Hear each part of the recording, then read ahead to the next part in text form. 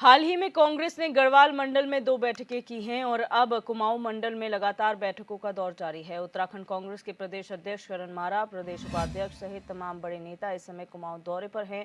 लगातार video conferencing के माध्यम से हाईकमान से फीडबैक लिया जा रहा है। कांग्रेस इस समय साइलेंट अटैक के मूड में नजर आ रही है और आगामी 2024 के चुनाव को लेकर जिताऊ और टिकाऊ प्रत्याशी ढूंढने में लगी हुई है। कांग्रेस के प्रदेश प्रवक्ता शिषपाल सिंह बिष्ट ने कहा कि कांग्रेस चुनावी तैयारी में लगी हुई है और उसी के तहत इस समय कुमाऊं में अहम बैठकें की जा रही हैं।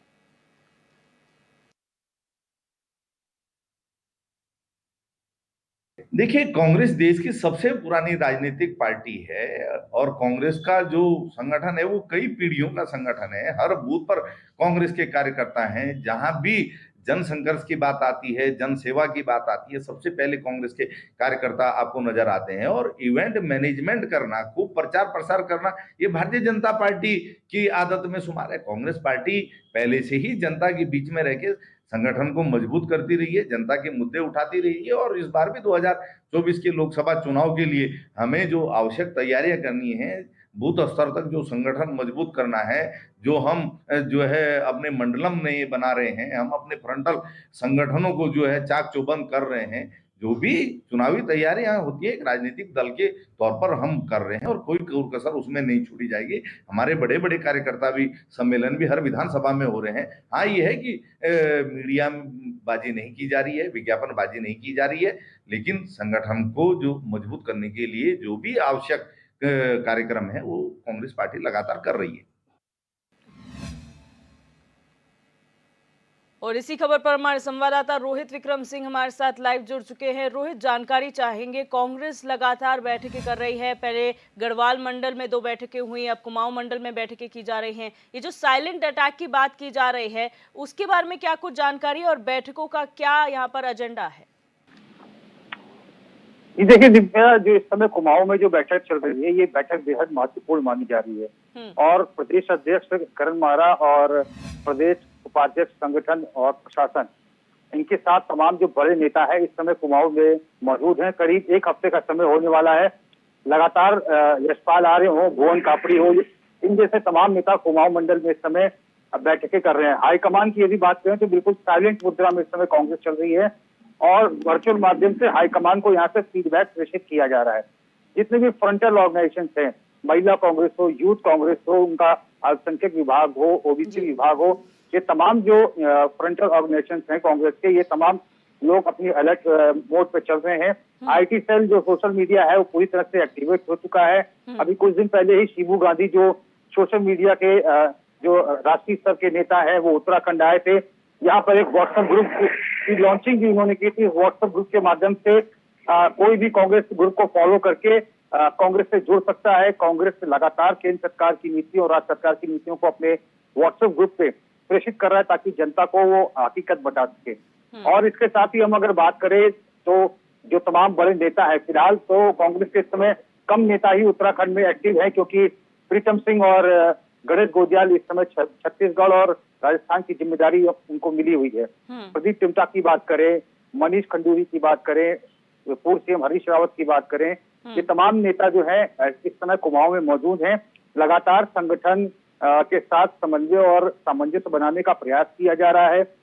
और चुनाव में कौन कौन स्टार प्रचारक होंगे उनकी सूची को लेकर चिंतन मंथन हो रहा है। प्रदेश प्रभारी हालांकि दिल्ली में है, लेकिन लगातार जो है उन तक फीडबैक पहुंचाया जा रहा है और ये बताया जा रहा है कि कौन कौन से ऐसे प्रत्याशी हैं जो जिताऊ और टिकाऊ हो सकते हैं। देखिए दिव्या, बागेश्वर का जो उपचुनाव हुआ था उसके रिजल्ट से कांग्रेस कहीं ना कहीं उत्साहित है, क्योंकि रूलिंग पार्टी बीजेपी होने के बावजूद भी मात्र 2400 वोट से बीजेपी की कैंडिडेट जीत कर आती है। ये कहीं ना कहीं कांग्रेस की बड़ी उपलब्धि रही है। हम पहले दिन से इस बात को कहते रहे कि जीत हाथ का मार्जिन भी काफी हद तक इस बात में निर्णायक भूमिका निभाएगा कि आखिर में किसका पलड़ा भारी है। तो ऐसे में रूलिंग पार्टी का कैंडिडेट अगर 2400 वोट से जीत कर आता है तो कहीं ना कहीं यहाँ पर सत्ता पक्ष के लिए माथे पर बल डालने वाली बात है। और इसी को लेकर तमाम जो भारतीय जनता पार्टी के बड़े नेता है उत्तराखंड का रुख कर रहे हैं। कांग्रेस की अगर हम बात करें तो कांग्रेस लगातार इस समय बिल्कुल साइलेंट अटैक के मोड में है। कांग्रेस लगातार नामों के पैनल को डिसाइड कर रहा है। कांग्रेस के भीतर प्रत्येक लोकसभा सीट के लिए कम से कम 12-12, 13-13 नेताओं के पैनल जो है तैयार किए जा रहे हैं। हालांकि लोकप्रिय नेताओं की कमी इस समय कांग्रेस में जरूर है, लेकिन कांग्रेस ऐसे उम्मीदवार को टिकट देना चाहती है जिसकी क्षेत्र में लोकप्रियता अधिक है, जो क्षेत्र में एक्टिव रहता है, जनता के बीच में जिसकी साख अच्छी है, जो पब्लिक के काम कराता है, ऐसे नेताओं की लिस्ट बनाई जा रही है।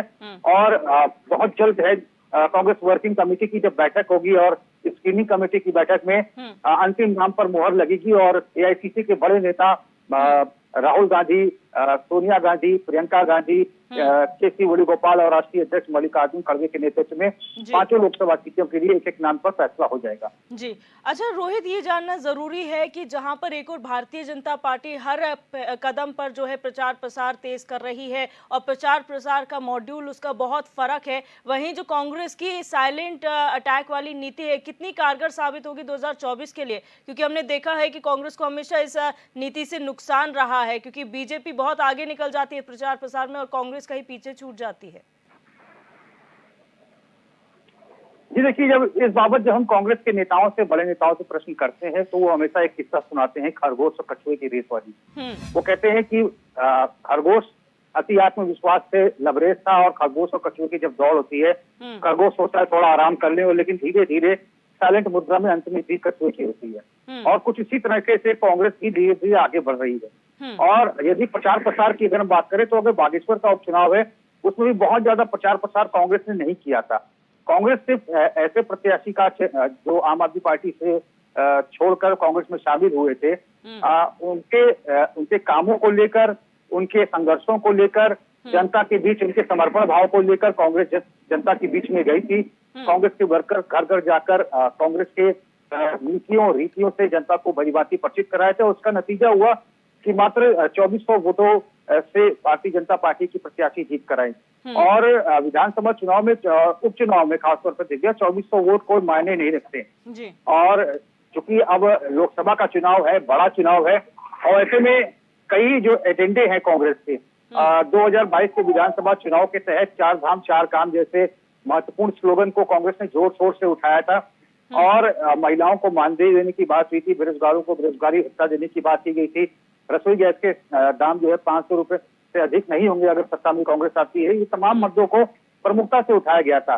कमोवेश यही मुद्दे जो है लोकसभा चुनाव में भी प्रभावी रहेंगे, क्योंकि कांग्रेस की सरकारें जहां जहां है महिलाओं को मानदेय मिल रहा है, बेरोजगारों को बेरोजगारी भत्ता मिल रहा है, और जहां भी सरकार कांग्रेस की है वहां 500 रुपए से अधिक गैस सिलेंडर के दाम नहीं है।